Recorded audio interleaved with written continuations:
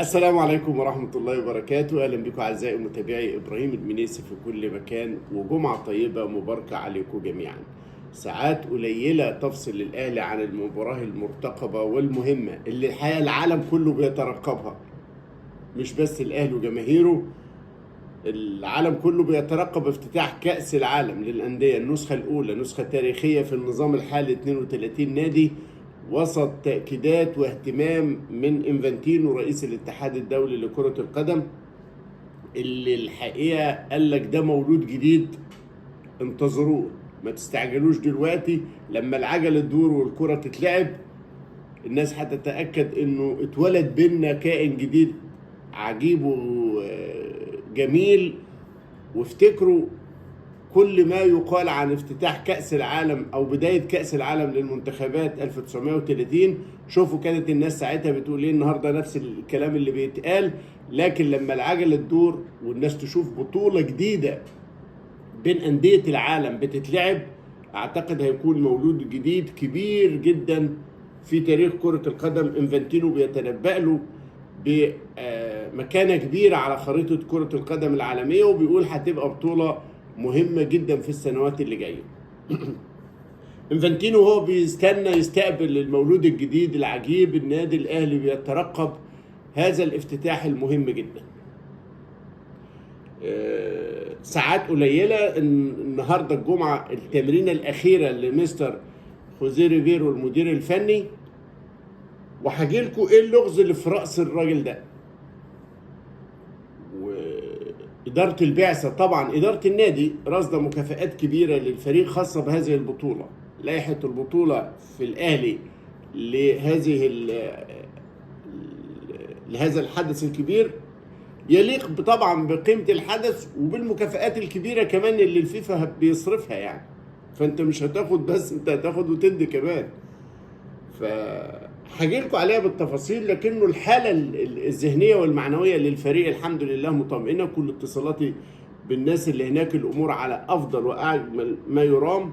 حالة التركيز بدأت تدخل المرحلة الأخيرة. امبارح الكابتن محمود الخطيب تعذر سفره للحالة الصحية، وبعد جواب لإنفانتينو بيشكره على الدعوة، بيشكره على الجهود اللي بتبذل لتطوير كرة القدم على مستوى العالم، وبيعتذر عن عدم الحضور للظروف الصحية. الكابتن خطيب شفته امبارح في فرح من عادل القيعي، جه للحظات فترة قليلة ومشي برضه لأن الظروف الصحية ما كانش تسمح إنه يطول أكتر من كده. جه يبارك للمهندس عادل القيعي والمنة وللأسرة، والحقيقة كانت ليلة جميلة، ليلة منة القيعي وعريسها يوسف حشيش، حضور كبير جدا من نجوم الفن والمطربين وأصدقاء القيعي ونجوم الرياضة ونجوم الأهلي، وكتير من الأصدقاء للمهندس عادل القيعي والعائلة. ليلة تستحقها منة القيعي ويستحقها يوسف حشيش، بنقول لهم ألف ألف مبروك. مستر خوزيه ريفيرو وبتفكيره هو الراجل في المعسكر صديق اللابتوب، طول الوقت فاتح اللاب بيتفرج على انتر ميامي كتير، بيتفرج على خطوط الفريق وعناصره، بيتفرج على نقاط ضعف معينة يقدر يستغلها. وطبعا ميسي مش محتاج انت تقدر تقول ده مش انتر ميامي، ده انتر ميسي، لانه لاعب مؤثر جدا. مهما الناس اتكلمت على سنه وعلى انتاجيته وعلى قدراته اللي قلت، لكنه يبقى ميسي، يعني اي ضربة حرة يخلص فيها ماتش. فبالتالي ريفيرو عاكف طوال الفترة اللي فاتت على اللاب وانتر ميامي وميسي، وطبعا سواريز وبقية العناصر القوية في الفريق الامريكي. لكن النهارده التمرينة الأخيرة، تمرينة الجمعة، في حتى امبارح وأول امبارح المتابعين للتدريب شايفين إنه الراجل مش مستقر بشكل كامل على التشكيل، أو لسه في بعض العناصر بيحسمها. طريقة اللعب اللي هيواجه بيها إيه، في أكتر من سيناريو بيظهر أثناء التدريب، لكن واضح إن المهام واحدة.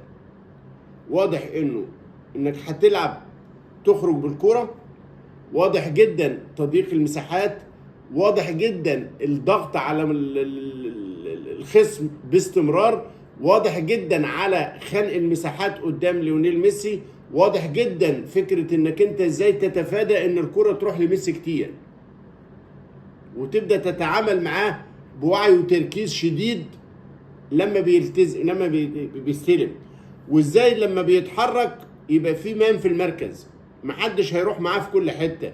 فكرة زمان ان لو طلع يشرب مية اقطع يشرب معاه، دي ما عادتش دلوقتي. انت هيتحرك في نص الملعب هيستلموا مروان او حمدي فتحي، هيزيد لقدام هيقابله ياسر مثلا او بيكهام حسب ما يستقر. فانت بتتحرك مع ميسي في الواجبات الدفاعيه مش مان تو مان صريح، انما لا يغفل بقيه الفريق وقوته وعناصره. دراسه خوزيه ريبيرو للفريق الامريكي مخلياه في الملعب بالنسبه لنا عندنا عناصر كتيره كل واحد احسن من التاني، وبجد الراجل ده الله يكون في عونه. لانه لما اجي اتكلم في السردباكات، احمد رمضان بيكهام اقتحم التشكيل، اقتحمه. الشكل اللي ظهر بيه في الشوط الثاني الماتش بتاع باتشوكا فرض نفسه، فاصبح ان انت النهارده بتتكلم في الثلاثه.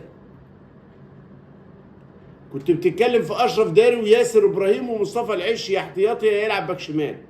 النهارده بيكهام يلعب على حساب مين؟ ياسر مطلوب لمهام دفاعيه قويه في مواجهه حد زي ميسي او سواريز، لكن اشرف داري مطلوب بخبرته العاليه قوي. راجل لعب كاس عالم مع منتخب المغرب، راجل له مكانته، له العاب الهوا، عنده امتيازات تانية كتيره. فبقت المفاضله ياسر وبيكهام ولا داري وبيكهام ولا داري وياسر؟ الاقرب ليها ياسر وداري، ورمضان وبيكهام يستنى. الاقرب ليها ما لم يستجد جديد النهارده، لان زي ما قلت لكم الراجل حابب يخلي الكل في الصوره بقوه كمان. نص الملعب انت بتتكلم على حمدي فتحي ومروان عطيه، وبتتكلم على اليو ديانج. الثلاثه هيلعب منهم واحد، والاثنين التانيين اللي ضامنين وجودهم بين رمضان وبين عاشور، امام بن عاشور، ما دام كلها بقت بن يعني. وعندك انت في الباك اليمين هاني، والباك الشمال ممكن جدا يعني اذا ما فكرش في العش هيبقى كريم الدبيس، والعش اقرب لمهام تانية. وعندك انت في الجزء الهجومي رأس الحربة الاقرب وسام، هيدخل التمرينه بتاعت النهارده ان شاء الله يكون كويس. وعندك بشكل اساسي تريزيجيه، وهتلعب اشرف بن شرقي ولا يستنى. الحقيقه في الزحمه الكتيره ديت اللي انا قلت لكم الراجل مهتم ان كله يكون في الملعب. شفت فكره وتشكيل سمعتها من وليد صلاح الدين، ووليد حد يعني موهوب جدا، وخساره انه ما يشتغلش مدير فني، خساره بجد يعني. وليد فكرته انه الانسب للاهلي في الحاله دي انك تلعب 3-4-2-1. شايف انه الانسب حمدي فتحي قلب الدفاع، وعلى يمينه ياسر، وعلى شماله بيكهام او العش او اشرف داري. يعني المهم حمدي فتحي هو اللي هيبقى ليبرو الثلاثه اللي ورا، وهو ليبرو متحرك طولي. في المواقف الهجوميه هيزيد، هيبقى في نص الملعب. اي حاجه صلوا على رسول الله واعملوا لايك واشتراك في القناه، وقول لي ايه رايك في الكلام اللي حصل، ايه رايك في كل ما اتقال. هل النادي الاهلي انت الفتره اللي جايه انت شايفه بصوره عامله ازاي؟ نادي الاهلي نادي فعلا عظيم، نادي الاهلي قدر يجيب صفقات جديده فعلا فعلا فعلا يستحق التقدير. والنادي الاهلي اللي قالوا عليه بخيل على كابتن محمود الخطيب اما قالوا ده رئيس نادي بخيل. دلوقتي كابتن محمود الخطيب بيوريهم هو قد ايه جاب صفقات عالية، قد ايه فعلا كل صفقة جايبها هو عارف هو بيعمل ايه. الراجل كان مرقد للصفقات وعرف يجيب الصفقات ازاي. طبعا يجي لك واحد يقول لك زي بلاش نقول اسمه، بيقول لك نادي الاهلي بيجيب صفقات يعني بفلوس من بره، ونادي الاهلي بيجي له فلوس تمويلات من بره. طبعا ده عيب جدا جدا جدا اما يقول كلام زي ده. الكلام اللي زي ده نادي الاهلي بيعرف ازاي يخلص صفقاته. نادي الاهلي اعلاناته لوحدها تصرف على النادي. يعني انت لو اتكلمت عن الدعاية والاعلان في نادي الاهلي، الدعاية والاعلان لوحدها تصرف على النادي. لكن النادي الاهلي مش مستني ان حد يتكلم عليه يقول لك اللي النادي يصرف والنادي يعمل والكلام ده. ده عيب، اقول له عيب. اللي بيتكلم عن النادي الاهلي ده لازم يبقى عارف هو مين، تاريخ النادي الاهلي لازم يبقى عارف هو بيكلم مين. انت بتتكلم امام نادي الاهلي. نادي الاهلي يعني لما تتكلم علشان تقول نادي الاهلي بيجيب فلوس من الخارج، تبقى عارف اللي النادي الاهلي بيدخل له كام من الاعلانات. يعني اتكلم في الاعلانات واعرف نادي الاهلي بيدخل له كام.